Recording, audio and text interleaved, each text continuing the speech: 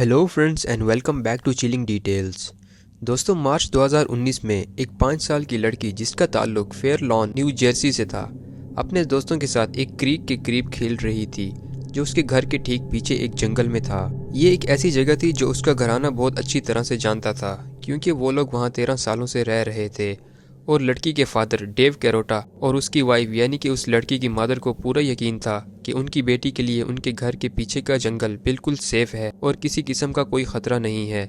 लेकिन किसी को क्या पता था कि उस दिन कुछ ऐसा होगा जो इस सेफ जंगल को क्रीपी और पुरस्कार मोड़ दे देगा। वो लड़की खेल ही रही होती है कि उसे जंगल में कपड़ों का एक ढेर मिलता है, जिसे देखते ही वो फौरन डर के वापस भाग जाती है और अपने फादर यानी डेव कैरोटा को बताती है कि उसने जंगल में क्या देखा है। हैरत अंगेज बात ये थी कि कपड़े ऐसे लग रहे थे जैसे किसी के जिस्म से काट कर निकाले गए हों और उन कपड़ों पर जगह जगह लाल रंग के निशान थे जो मुमकिन है कि खून के निशान थे।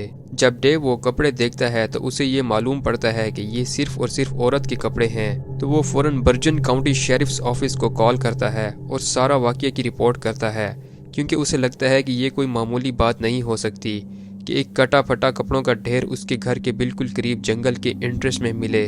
दोस्तों, चाहे उनकी बेटी ने ये कपड़े पहली मर्तबा देखे थे, लेकिन ऐसा लग रहा था कि ये कपड़े वहाँ पिछले कुछ दिनों से नहीं बल्कि कई महीनों से पड़े हुए थे, जो कि इस केस को कुछ ज्यादा ही पुरस्कार बना रहे थे। मगर इस बात का कुछ पता नहीं चल रहा था कि कपड़ों पर ये अजीब कट्स और लाल रंग के निशान क्यों थे। फौरन ही फेयर लॉन पुलिस ने आवाम की मदद मांगी ताकि कोई इन कपड़ों को पहचान सके। उम्मीद ये थी कि शायद ये सिर्फ एक प्रैंक यानी मजाक हो और कोई दरिंदाना हकीकत ना हो, मगर बदकिस्मती से कोई भी सामने नहीं आया और जब तक इन कपड़ों का ताल्लुक किसी जुर्म या विक्टिम से जुड़ा नहीं जाता, पुलिस डिपार्टमेंट इन कपड़ों को फोरेंसिक टेस्ट नहीं कर सकती थी। आज तक fair lawn police department in कपड़ों को किसी खास शख्स से मिलाने में पूरी तरह नाकाम रही है। दोस्तों, इस वक्त हम इस बारे में कुछ भी नहीं कह सकते। हो सकता है यहाँ किसी लड़की को टॉर्चर किया गया हो, क्योंकि जंगल में कपड़ों का ढेर मिलना, वो भी ऐसी सूरत में कि उन पर जगह जगह कट्स और लाल रंग के निशान लगे हों। मेरे हिसाब से यहाँ जो भी हुआ होगा वो यकीनन तकलीफ दे होगा। आपको क्या लगता है? कमेंट्स में ज़रूर बताएं। दोस्तों, अगली वीडियो जापान की है। जापान में माउंट फ्यूजी के करीब एक जंगल है जो वहाँ के लोकल लोगों में सी ऑफ ट्रीज के नाम से मशहूर है। अजीब बात यह है कि यह पूरा जंगल 30 स्क्वायर किलोमीटर के उस इलाके में उगा है जो माउंट फ्यूजी के आखिरी बार फटने के बाद गर्म लावा से भर गया था।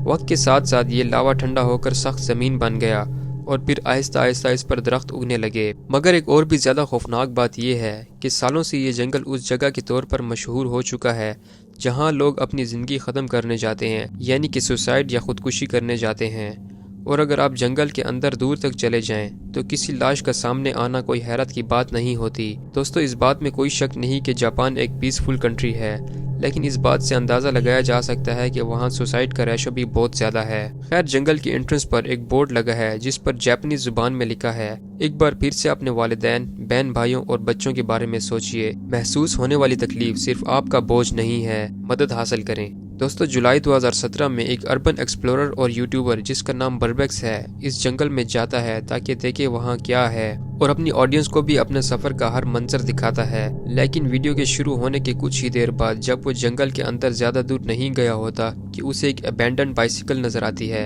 और यही वो लम्हा था कि जब सब कुछ अजीब और खौफनाक लगने लगता है। I'm only a few meters away from the road right now, but I've already found an abandoned bike. It's actually a pretty nice bike. Let's take a look at it.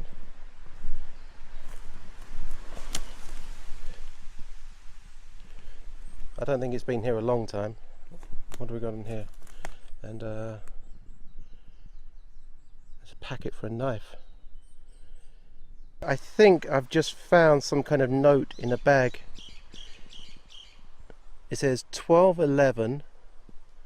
I can't quite make out. I think this is somebody's name just here, and I'm not sure what this means.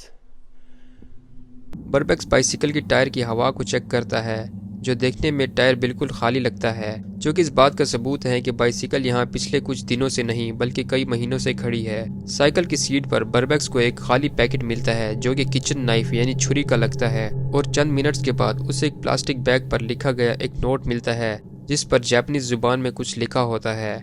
उस note का तर्जुमा कुछ इस तरह है, 1211 verified, फुजी यूशा police station verified.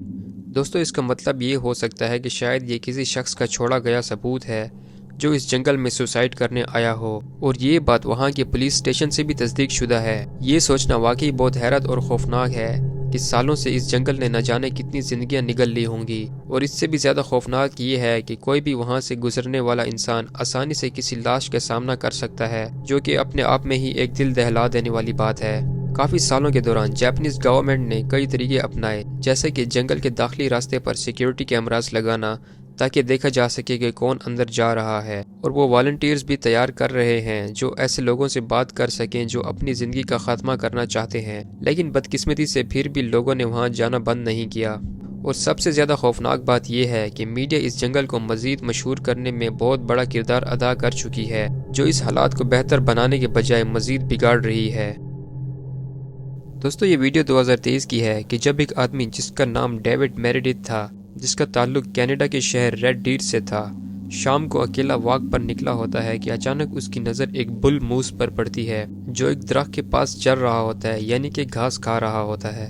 دوستو موس ایک بڑا جنگلی جانور ہے جو ڈیر یعنی ہرن کی فیملی سے تعلق رکھتا ہے، اور یہ زیادہ تر نارتھ امریکہ، کینیڈا اور یورپ کے ٹھنڈے علاقوں میں پایا جاتا ہے۔ خیر یہ آدمی بہتر نظر ڈالنے کے لیے ایک درخت کے پیچھے چھپ کر دیکھنا شروع کر دیتا ہے، اور تبھی موس مڑ کر اس پر حملہ کر دیتا ہے۔ اس بات کو سمجھنے کے لیے کہ موس کتنا زیادہ خطرناک ہے، یہ بات یاد رکھنی چاہیے کہ ایک ایڈل میل موس 35 مائلز پر آور سے تیز بھاگ سکتا ہے، جو ایک عام آدمی کی میکسیمم بھاگنے کی سپیڈ سے لگ بھگ دگنی ہے۔ دیکھا جائے تو موس عام طور پر ایگریسو نہیں ہوتے، لیکن اگر وہ خود کو خطرے میں محسوس کریں تو وہ آسانی سے کسی انسان کو کچل کر مار سکتے ہیں، جو کہ شاید یہاں ہوا۔ اپنی جان بچانے کے لیے ڈیوڈ فوراً اپنے قریبی درخت پر چڑھ جاتا ہے اور موس کے حملے سے کسی طرح خود کو بچاتا ہے۔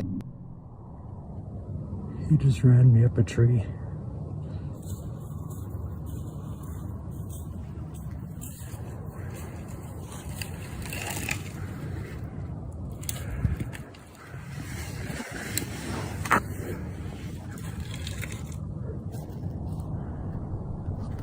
جیسے ہی وہ موس کی پہنچ سے باہر ہوا، اس نے فوراً ریکارڈنگ شروع کر دی۔